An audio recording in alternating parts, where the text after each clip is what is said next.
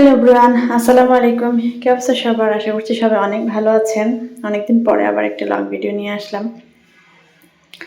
ইচ্ছে করে আসলে ভিডিও দিতে, কিন্তু সময় সুযোগ হয়ে ওঠে না। দিন দিন মনে হয় যে ব্যস্ত আরও হয়ে যাচ্ছি। ইদানিং মনটাও ভীষণ খারাপ। যেসব ঘটনা ঘটে বাংলাদেশে, দিন দিন একের পর একটা আতঙ্কেও মনে হয় বেড়ে যায়। এই বুঝি কিছু একটা হলো, এই বুঝি কিছু একটা হলো। জানি না দেশটা কি হবে। যত আসলে রাজনৈতিক আলাপ সালাপ করা ফেসবুকে বাড়ান, রাজনৈতিক করে আলাপ করে না, জাস্ট দেশের জন্য একটু টেনশন হয় আর কি।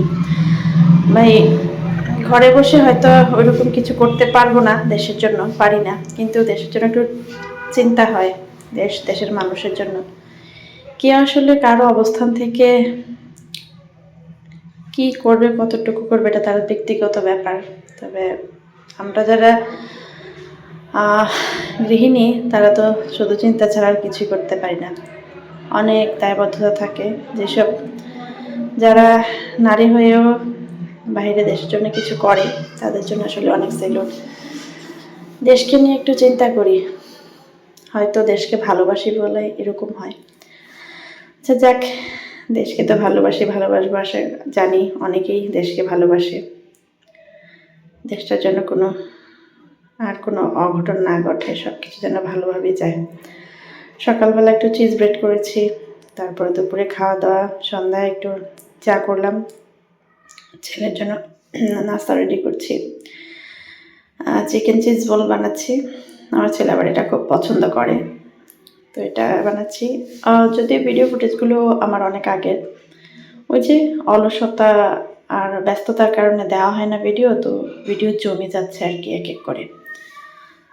তো চেষ্টা করছি অ্যাক্টিভ থাকার, তবে শুধু শর্টস ভিডিওগুলো দিয়ে অ্যাক্টিভ থাকা হয়, লং ভিডিও এরকমভাবে দেওয়াই হচ্ছে না। আর ফেসবুকে যে বর্তমানে নতুন কি চলছে, ডাইরেক্ট ভিডিও আপলোড দেওয়া যাচ্ছে না, কি জানি কি করে আপলোড দিতে হয়। আসলে ওই রকম ঝামেলা করার মতো সময় আমার একেবারে নেই। আর সবাই একটু দোয়া করবেন, একটা খুশির খবর আছে, আর কিছুদিন পরে আপনাদের সাথে শেয়ার করব।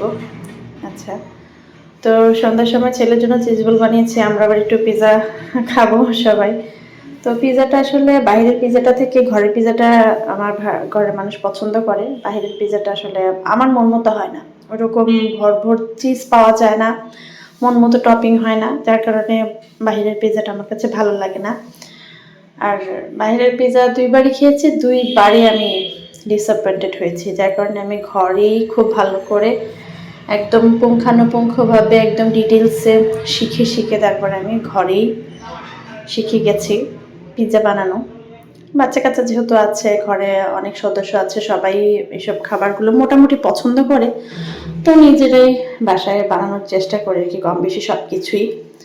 বিষয়টা হেলথেরও আছে, তারপরে হাইজেনের বিষয় আছে। তো পিৎজার ডোটা রেডি করে আমি প্রায় 1 ঘন্টার মতো একটা ওয়ার্ম জায়গায় রেস্টে রেখেছিলাম, ফুলে কিন্তু অনেকটাই হয়ে গেছে। এখন পিৎজা সসটা রেডি করব। তো পিৎজা সস আলাদা পাওয়া যায়, বাট এত ঝামেলা আমি করি না। আলাদা যে টমেটো সস আসছে বাসায়, একটা রসুন দিয়ে, তারপর অরিগানো, একটু চিলি ফ্লেক্স দিয়ে আমি বাসায় পিৎজা সস বানিয়ে ফেলি। ভালো ভালো হয়, মন্দ হয় না, কিন্তু খেতে খুব ভালো। আমার দেবর তো বাহিরের খাবার প্রচুর খায়, সে অনেক রেস্টুরেন্টে খায়, বাট তার কাছে নাকি আমাদের ঘরে যেগুলো বানানো হয় তার কাছে ওগুলো বেস্ট মনে হয়। আসলে ঘরেরটা মজার চেয়ে বেশি যত্ন আর হাইজিন বিষয়টা আছে, তো যার জন্য হয়তো ঘরেরটাই ওর কাছে বেশি ভালো লাগে।